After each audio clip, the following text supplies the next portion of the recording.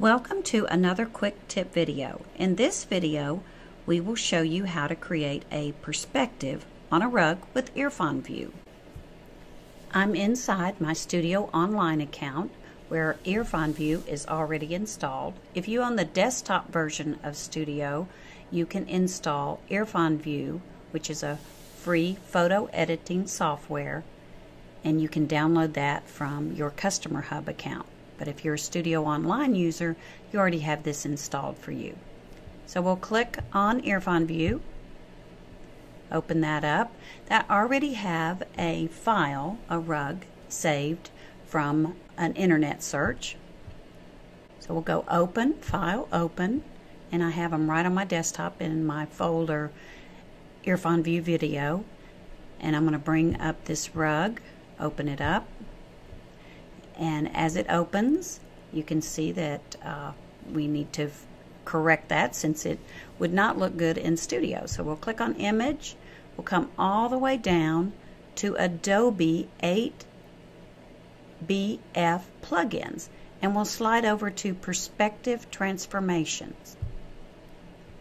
Another window appears, and we're going to check our grid so it displays, but you will definitely want to uncheck this grid when you are finished, because these lines will show on your JPEG.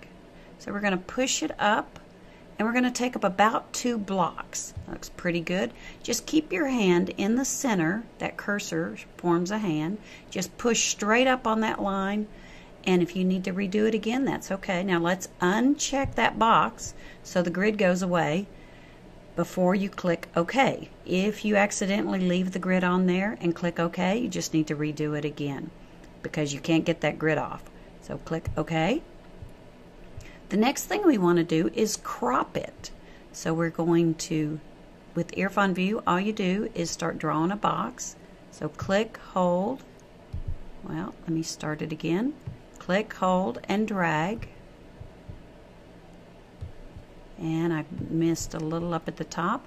All you need to do is hover over the box, and just when your cursor forms a vertical or horizontal shape, all you do is push in, push up, or push down.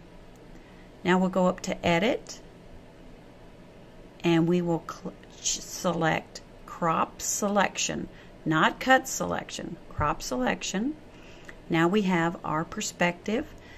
The next thing we want to do is to save as. So we'll click File, Save As, and as soon as we do that, we see another window appear. And over here you will see there's JPEG selections and there's GIF. If you want transparent, which is what we're trying to do right now, is Irfanview will create a transparent background for you. So we want to make sure this box is checked in the GIF selection, or the GIF segment on the lower part of this window. We'll check that box, and then also check this. Choose transparent color during saving. Another window is going to appear as we do our save as. You can tell that we are doing a save as by right up here, noticing up here.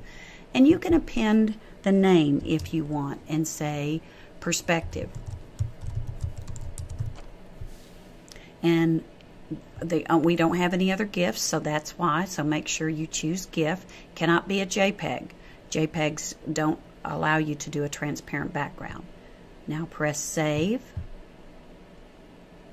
And another window has appeared, and you can see this little tooltip here that says click on the image to set the transparent color. Press Escape to ignore transparent. You do want to do this step. So we will click one time, a single click, not a right click, right in the black background. There we go. It happens really fast, and you're thinking, but you can't see anything. It looks like it's the same. Irfanview doesn't come in and show the transparent background, but I can see in this folder, let's open it up and I'll show you. You can see there it is. It's already created with the name Perspective. So I'll close that. So Irfanview just leaves that up. If you want to bring up another image to work on, you would just click File, Open, and continue on with another image. I'm going to go ahead and open Studio and show you what the rug would look like.